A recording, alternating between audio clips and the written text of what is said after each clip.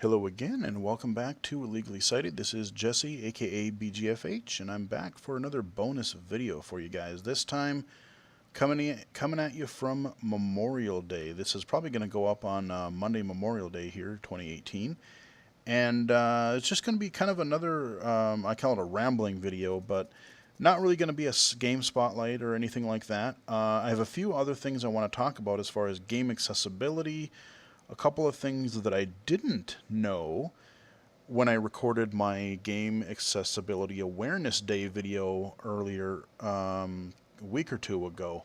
And there's been some kind of cool stuff that I want to talk about that happened since then. So I want to do a couple things about the channel, a couple things about that, and yeah. Anyway, let's just roll right into it here. Start out with a couple of, or start out with a bit of bad news, unfortunately. And it does tie to the channel a little bit. I just found out this morning, actually, that one of the people that I follow on YouTube, Totalbiscuit, if you follow games coverage on YouTube, you may have heard of him or at least watched some of his videos or series. He really was, especially the ones that I followed, were his WTF videos. Kind of, kind of like what I do for the spotlights, or Giant Bomb does for their quick looks. You'd say WTF is. And then it would be a game.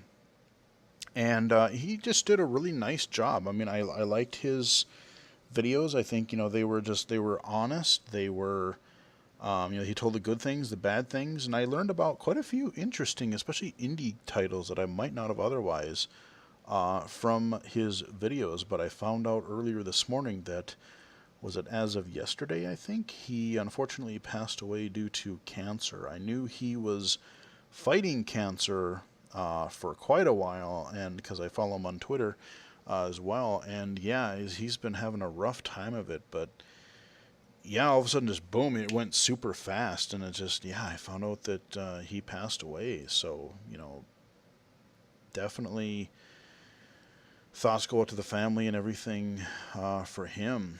But yeah, I mean, like I said, I really liked following his stuff. It's kind of like in 2013, I think it was, that we lost Ryan Davis from Giant Bomb.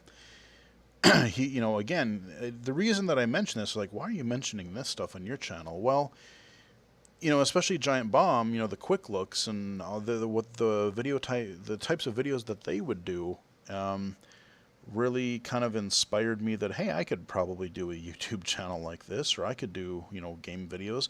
I don't like the really pre-canned, really scripted video reviews and content where somebody, has a script and like, I am going to read you about this hardware. I'm going to cover this game. The graphics on level 2 are blah, blah, blah, blah, blah. I'm like, no, it's just, it doesn't come off. I just don't like that kind of a thing. To me, I like seeing somebody just, fire up a game, play it. If you do well, if you do badly, if the game crashes, if you have trouble, you get lost, whatever. That's just a really honest, honest look at a game or a piece of hardware or whatever. And it's a lot easier to do video editing because you don't really have to. You just start the camera and go. So there is that. But I just like that kind of style instead of the really, again, the scripted nature of like your traditional, like you go back to earlier videos from major game sites and stuff like that. No, I don't really care for that quite as much. So yeah, people like Ryan Davis, people like Totalbiscuit, people, just a lot of people that I either follow on YouTube or, through traditional games media videos and stuff in the past. Just wanted to give a shout out to those guys because, like I said, this channel, if you are a new subscriber to the channel and you haven't watched some of my really earlier videos, you may notice that they were called Quick Looks, just like Giant Bomb at one time. They were not spotlight videos. They were quick looks, just because I couldn't think of a better name, and that was kind of my way of kind of, giving credit to Giant Bomb. And I just, after a while, I'm like, no, I got to come up with my own thing. It's not quite as much of a general term like Let's Play is nowadays.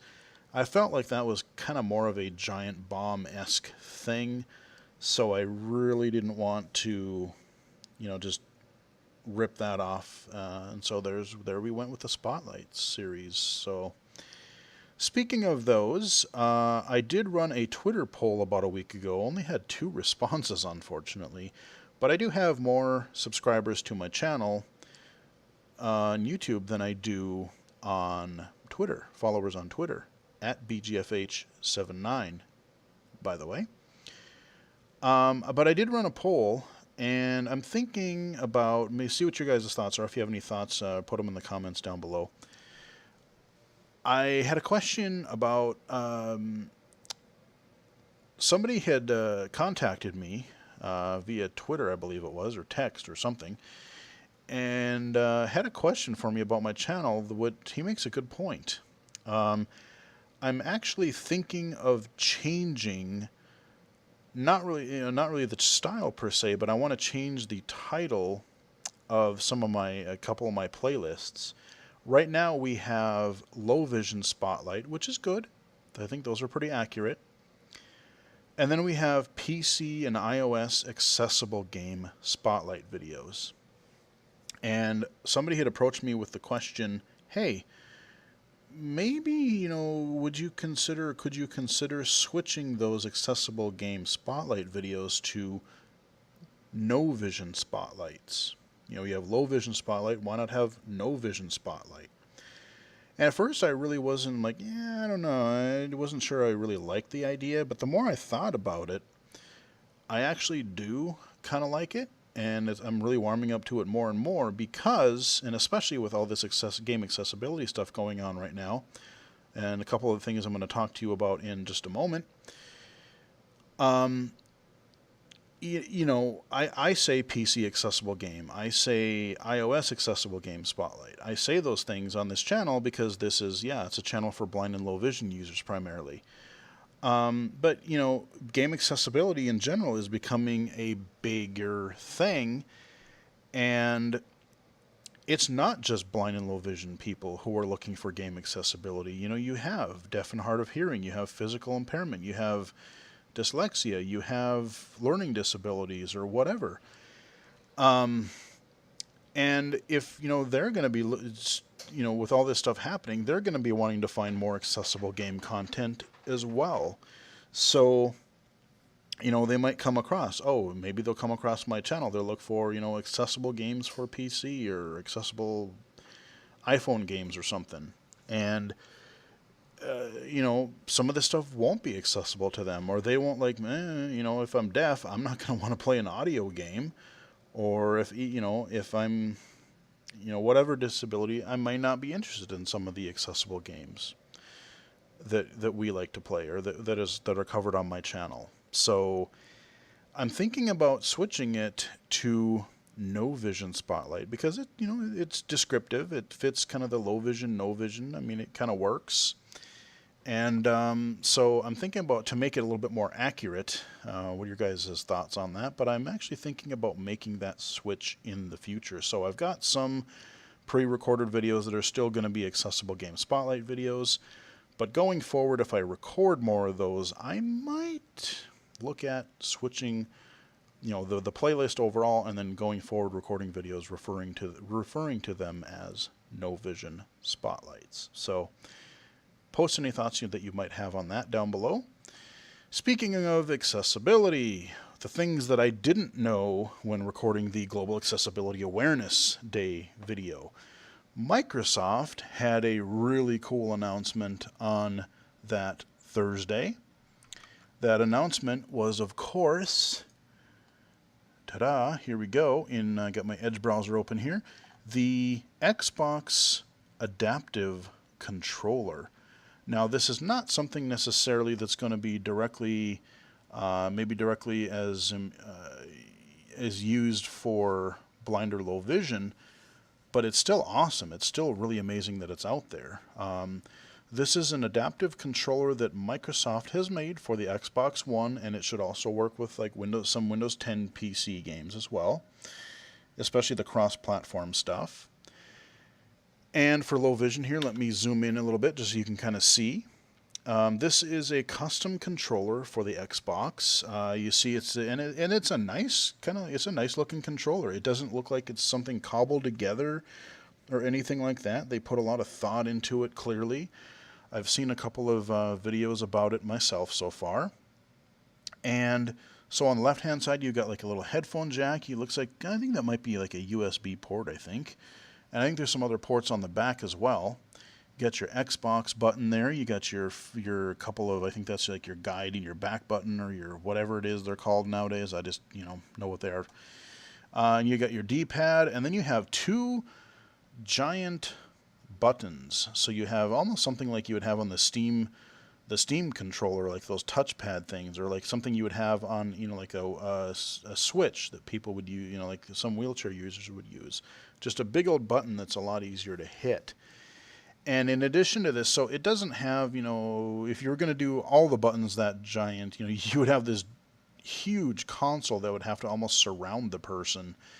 So what they do instead is they have a couple of core buttons here. They got the D-pad. And then everything else is handled through like a modular design. You got the top controller there, you got your buttons, you got the side view there, another XY, EBXY kind of a things. Oh, okay, yeah, those are the ports on the, okay, yeah, on the back here. So you've got Y, X, B, and I'm sure there's an A somewhere. But yeah, so basically what that means is that those ports, you can plug in whatever kind of device that you want to use to make those happen. So, if some games are simple and you only really need 2-3 buttons to play, you can use the big buttons that are built in. But if there are more, you can plug other existing assistive technologies that somebody might already have. Maybe they have a Switch. Maybe they have a larger analog stick of some design. Maybe they have a SIP puff unit thing. However they want to interact with that, especially with a button, they can just plug those types of things in and then have them mapped the way they need. And like I said, you can probably, you can play through it with, some people might use a regular controller for an analog stick, and they might play this with their foot, or, they might plug other types of accessories. And so this is really cool. And the nice thing about it is that this controller is going to be coming out later this year, and it's $99, which actually isn't that bad, because you think about a regular controller, that's like what, $60 or better. You got the Pro controller, or the Elite controller, that thing's like $150 or better. So it's not that bad, yeah, you have the other accessories you can plug into it, but odds are, it's probably something, in a lot of cases, it might be something that they already even have. So there's that. And then you combine that with the other accessibility feature that, I keep forgetting to talk about on the channel, but something that came out in last fall's Xbox update, I believe, called Copilot mode. And this is cool in a lot of different ways, because you have, you could use this there's a lot of uses for it. Basically what it is you have two controllers for a system. This could be a local 2 controllers, or it could be you and somebody over Xbox Live. And the controller inputs, like if you're using Copilot mode, both controllers are set to be the same, basically doing the same thing. And this is useful in a lot of cases. So let's say you're a gamer, you have a little kid, they're learning games, but they're just not quite there yet. They're still, having a lot of trouble. They can still hold on to their controller and play, but like if they get to a tricky spot, you could kind of help them out, because your controls, you're controlling it as well, so you can, keep hands off until they have trouble and then help them out. If you have a physical impairment, you could do that. You could do, help somebody out with some control thing that they're having trouble with, especially before this adaptive controller comes out. Blind users, I know there's been some videos on that where, maybe they can hear to do the combat or do the main parts of the game, but like I said, especially in maybe like a complex 3D environment, it's really difficult to get around and find the next objective. So you could have somebody essentially sighted doing the major exploration, and then when like interaction or combat types of things go, and especially with like voice chat and everything, or being in the same room, then the blind person can kind of take over and do the combat or do, whatever. So you can kind of cooperatively basically take the same controls and assist each other. So combine that with the adaptive controller, and that's really, really cool. So yeah, shout out to the Microsoft team. Great job on all the accessibility stuff that you guys are doing in Windows 10 and Office and Xbox. This adaptive controller, you got narrator, you got magnifier, you got some like eye movement stuff, like eye gaze stuff in Windows 10 now, dictation, like all kinds of stuff happening. So great job, and shout out to Bryce Johnson. And everybody over there, working with them. I worked with them on the, in Turn 10 earlier on the Forza stuff. Like, I had that little chat. That was really a lot of fun. I'd love to work with you guys again. So, yeah, awesome. One other thing I wanted to talk about really quickly is it kind of relates to this controller and game accessibility in general. Like I said, during Game Accessibility Awareness Day on the 17th, there was a lot of chatter about it, not just in the disabled community, but also through mainstream game websites, mainstream tech websites, blogs, podcasts, videos, whatever. One of the things that I've been hearing, though, from the disabled community who is interested in this controller, and I've heard through other things in the past as well, is that, right now, like, it's awesome that this stuff is out there, and it's great that even mainstream press is actually covering it at all. It's great,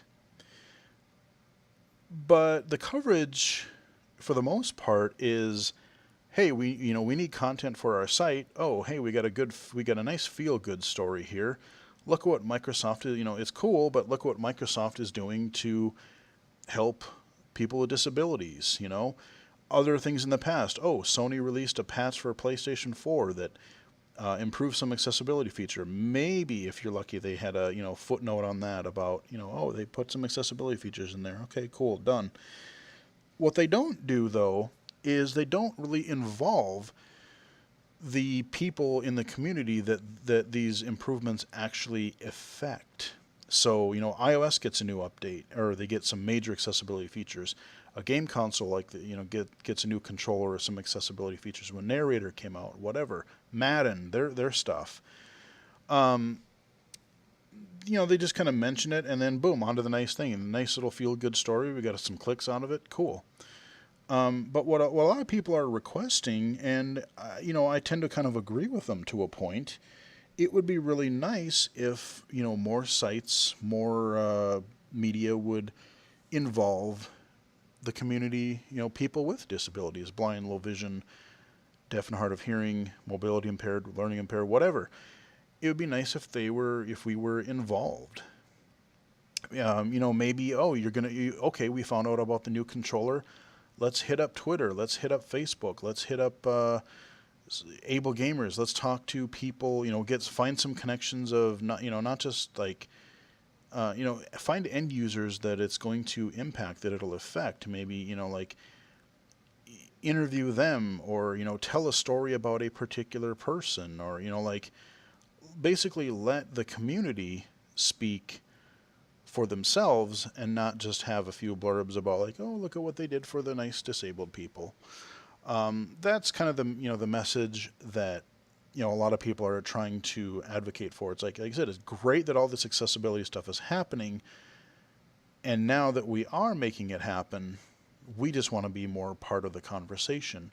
And I've said that before too. I've several times on the channel I've asked, hey, if you're a developer, you have some questions about making a game or a gameplay feature or something, you want to find out how to make it more accessible to blind or low vision, hey, glad to help. Let me know. Hit me up on Twitter. Leave me a comment on YouTube, whatever. We'll connect. You have a question about VR accessibility, hey, I'm willing to do it.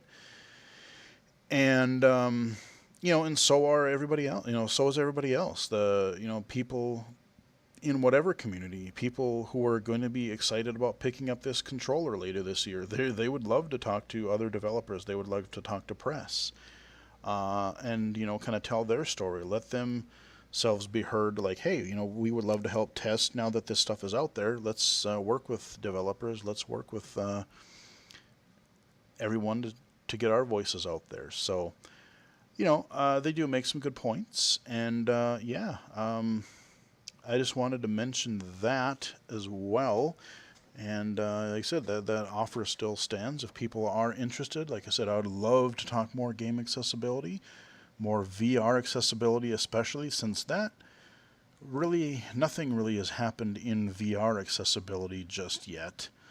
There's a couple of us out there that are kind of saying stuff, but nothing's really gone anywhere. But yeah, so like I said, this game controller thing, pretty awesome. And again, it would be really cool. You have all these sites. You got your Polygon, IGN, GameSpot, The Verge. You got Giant Bomb. You've got any of these tech sites or gaming sites.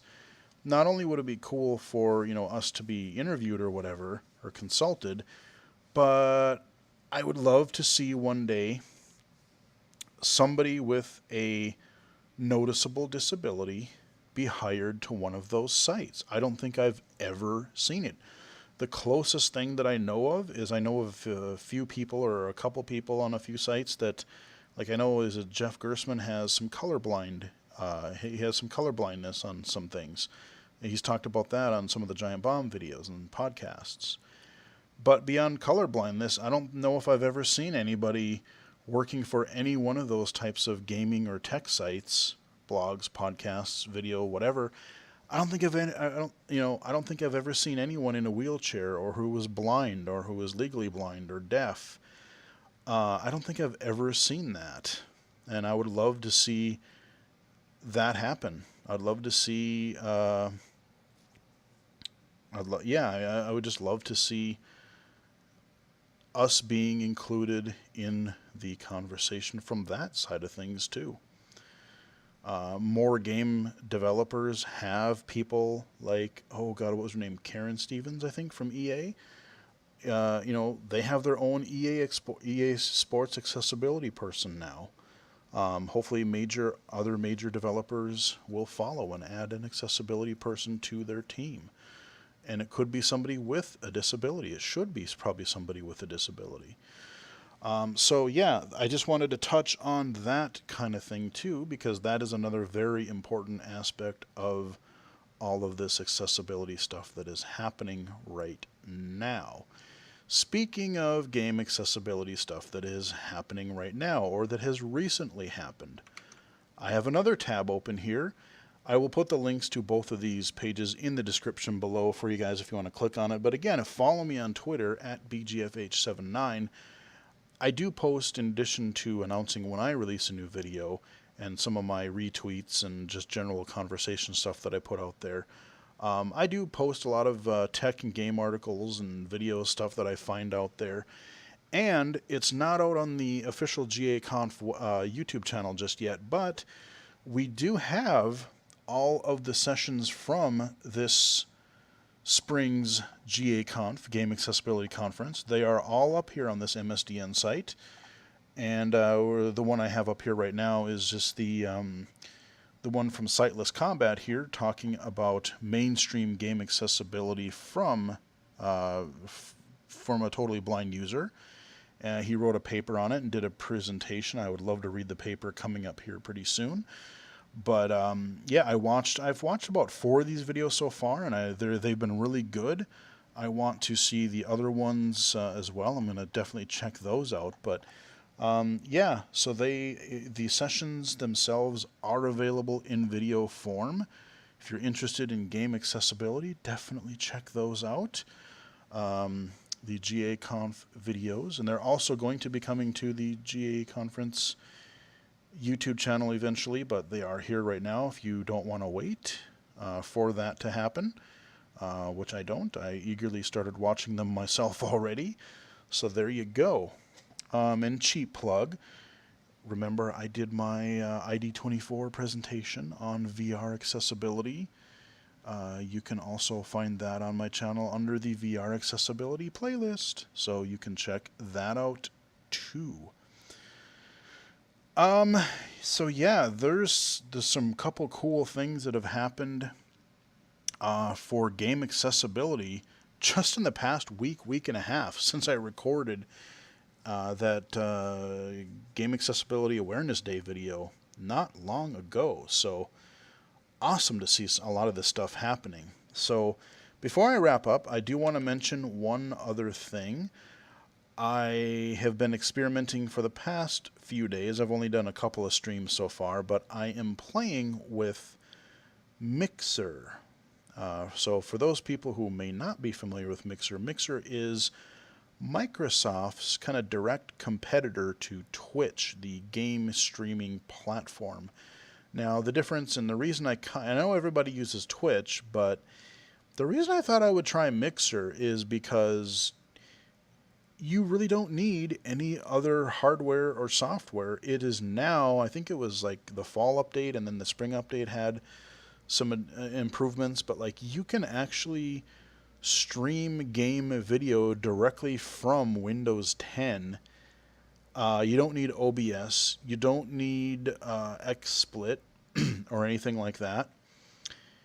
You just launch a game, hit Windows G to bring up your game bar, and I think there are some screen reader accessibility issues with it. I did it with my Vision, with low vision, and it seemed to work out pretty well. But you can just start streaming. You set up a couple of parameters, and boom, you're going. So I've done like 2 streams. I did one earlier this week, and then I tried one earlier today. And I don't know how often I'm going to do it. I think it'll just mainly be like when I'm, just really in the mood to play something. And, I don't want to do necessarily another kind of a spotlight video or something, but hey, we're just going to play some stuff. We're not really going to play all the way through a game, but we're just going to maybe play around a Left 4 Dead, or we're going to play a game that I'm hooked on. Maybe you want to make a couple of runs on City of Brass, which is the game that I did earlier this week. The Mixer archives are available, I think, for like a week or 2. And then they'll disappear from that site. But if I think that they're entertaining enough, like if things don't go horribly wrong as far as like the video quality or recordings, something happens or whatever, I will probably start a new playlist on the YouTube channel and just kind of post some of my, I keep wanting to call it Twitch, my Mixer archives, just, putting them in there. And so if you want to watch some extra gameplay footage, or just, me hanging out, if you want to join the chat, and again, if you follow me on Twitter at BGFH79, I will try to, when I do, I will try to announce when, when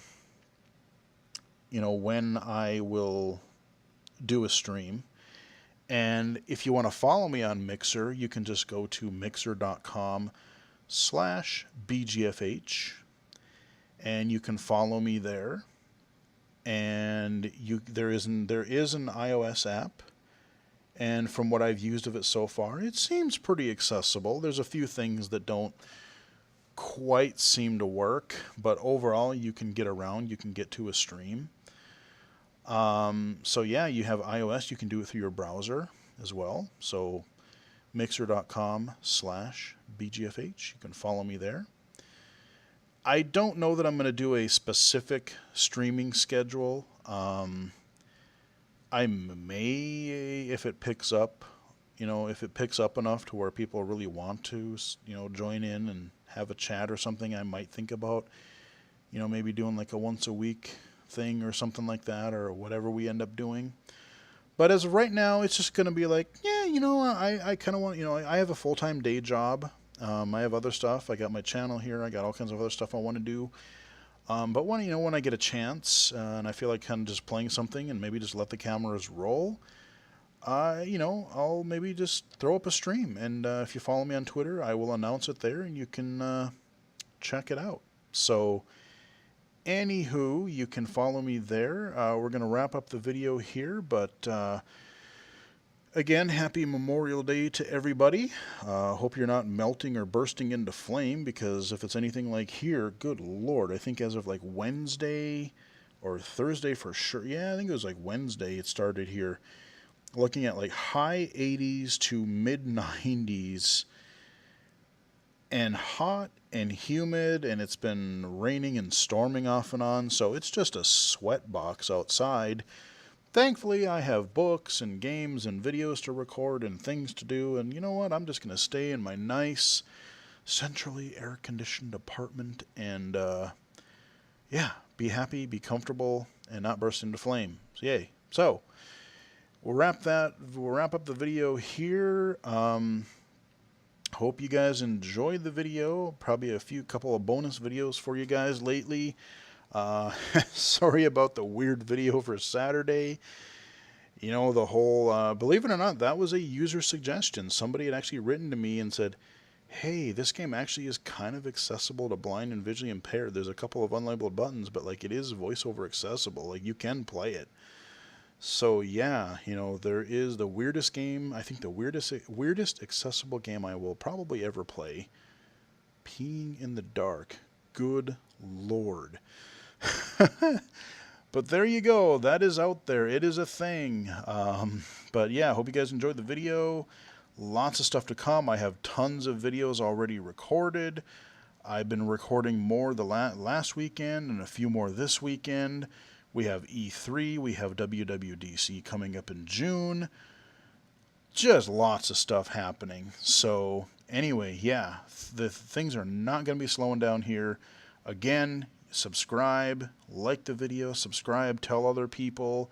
If you know any game developers, if you know any VR developers, you know somebody at Oculus, you know any, if you're a games press person who is wanting to do something on a podcast or an article or whatever on game or VR accessibility, please let me know. Reach out to us. Reach out to me. Reach out to other people.